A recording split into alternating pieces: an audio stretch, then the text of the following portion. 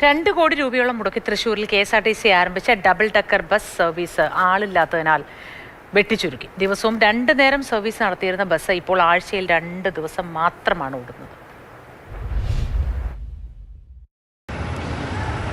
Puthur zoological പാർക്കിലേക്കും Thrissur നഗരം ചുറ്റിക്കാണാനും ഒക്കെയായി KSRTC കഴിഞ്ഞ സർക്കാരിൻ്റെ കാലത്ത് ഇറക്കിയതാണ് ഈ ഡബിൾ ഡക്കർ ബസ്. 2 കോടി രൂപയോളമാണ് ഇതിൻ്റെ ഒരു ചിലവ്. രാവിലെ പുത്തൂർ സുവോളജിക്കൽ പാർക്കിലേക്ക്, വൈകുന്നേരം നഗരക്കാഴ്ച കണ്ടുള്ള സർവീസ്. ഡബിൾ ഡക്കർ ബസ് തൃശ്ശൂരിൽ ആരംഭിച്ച സമയത്ത് മികച്ച കളക്ഷൻ ലഭിച്ചിരുന്നു. എന്നാൽ അവധിക്കാലം കഴിഞ്ഞതോടെ റിസർവേഷൻ ഇല്ലാതായി. ഒരാൾ പോലും റിസർവ് ചെയ്യാനില്ലാത്തതിനാൽ പല ദിവസങ്ങളിലും ബസ് സർവീസ് നടത്തുന്നില്ല. ഒടുവിൽ KSRTC തന്നെ ശനി ഞായർ ദിവസങ്ങളിലേക്ക് മാത്രമായി ഡബിൾ ഡക്കർ ബസിൻ്റെ സർവീസ് നിജപ്പെടുത്തുന്ന അവസ്ഥയിലേക്കെത്തി കാര്യങ്ങൾ. ഒരു ദിവസം 10,000 രൂപ പോലും കളക്ഷൻ ലഭിക്കാത്ത അവസ്ഥയായതോടുകൂടിയാണ് സർവീസ് വെട്ടിച്ചുരുക്കേണ്ട സ്ഥിതിയിലേക്ക് കാര്യങ്ങൾ എത്തിയത്.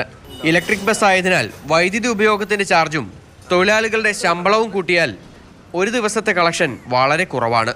തൃശ്ശൂർ KSRTC ബസ് സ്റ്റാൻഡിലാണ് ഈ ബസ് സ്ഥിരമായി ഹാൾട്ട് ചെയ്യുന്നത്.